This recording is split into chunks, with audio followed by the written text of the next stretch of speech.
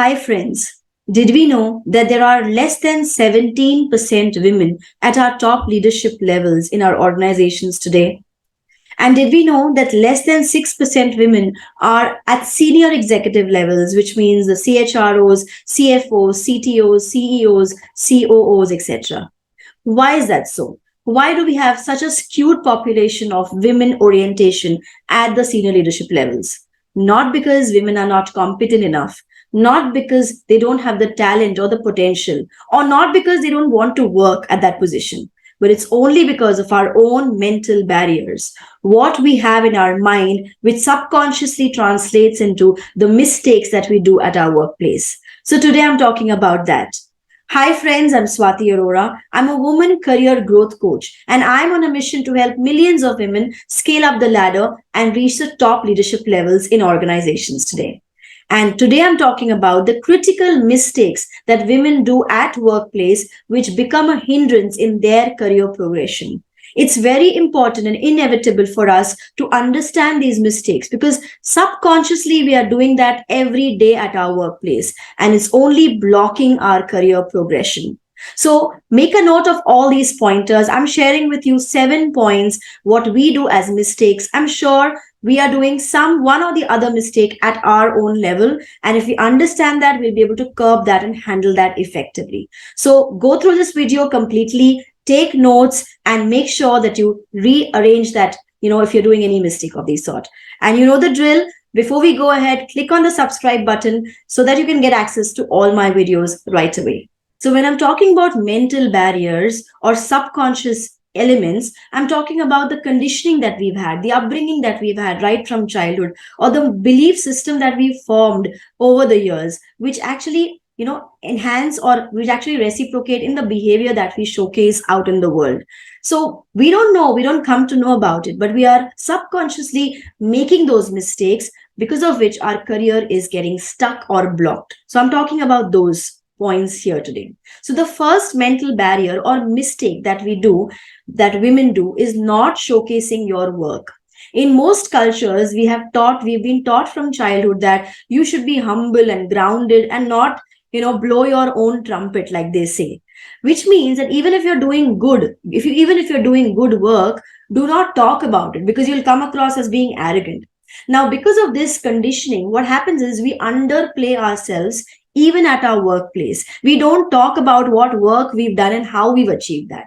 What happens in that situation is that our organization tends to treat us as a non value add. We are not being looked upon as value adding machines in the organization. And that is why it's very important, especially in today's age and world. If you're not visible, you're not at all there, physically not there at all, right? So it's very important for you to showcase your work, to highlight your work at the right time, at the right place, especially to your boss, so that he or she knows what you're doing and how you're doing that. The next one is not taking risks.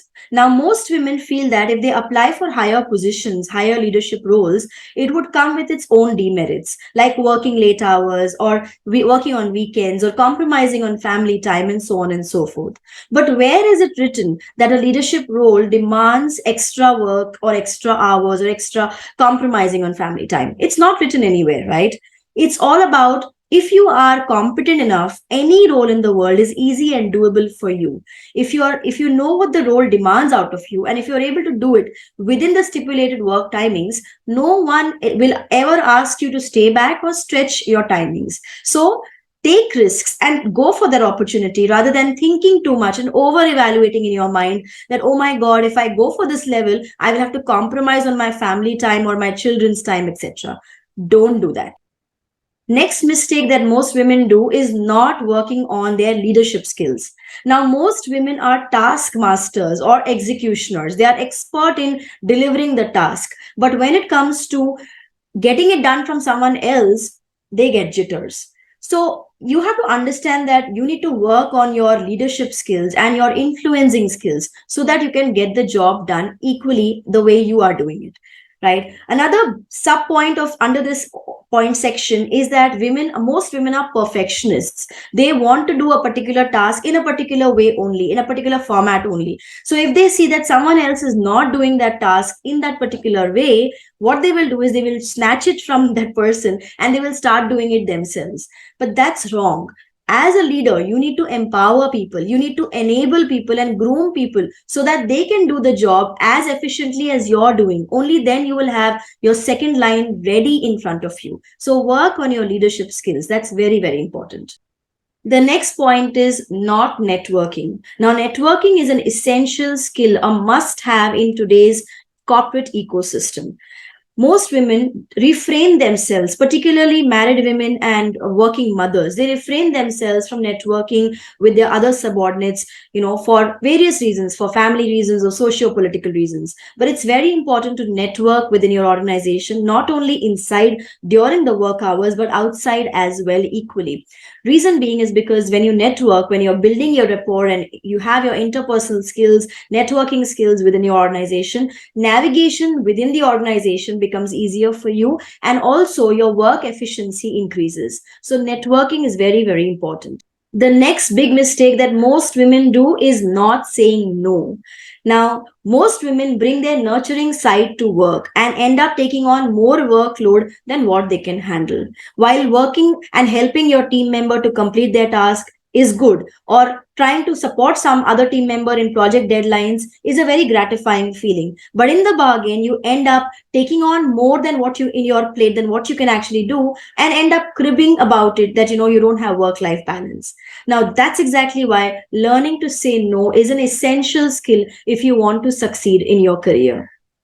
The next big mistake that most women do is thinking that being liked is equal to being respected. Likability is not synonymous to respect. There's a stark difference between the two. You may be liked by a lot of people because of your kind demeanor or good looks or good nature or positive smile, but you may not be respected by a lot of people because they don't see you better than themselves. There's a lot of difference between liking and respect. So if you want to grow up the ladder, if you want to be successful in life, you got to develop that respect or earn that respect for yourself. Make yourself as a leader, lead by example, and work on your overall holistic personality rather than just getting people to like you. The next one is not speaking up for yourself or expressing yourself. Now, you got to be your own advocate and speak up for yourself. No one else will do that for you. If you're feeling shy or scared because if you say something, what will others think about you? Let me tell you, you are showing them how you would like to be treated, and that they can get away with anything that they do to you. If you don't like something, speak up. If you don't like something being imposed on you, some actions being imposed on you, defend it. If you don't like the way someone talks to you, tell them very clearly what you're feeling about it. But be vocal. It's very important to express your opinion and be vocal about it at whatever forum in the organization.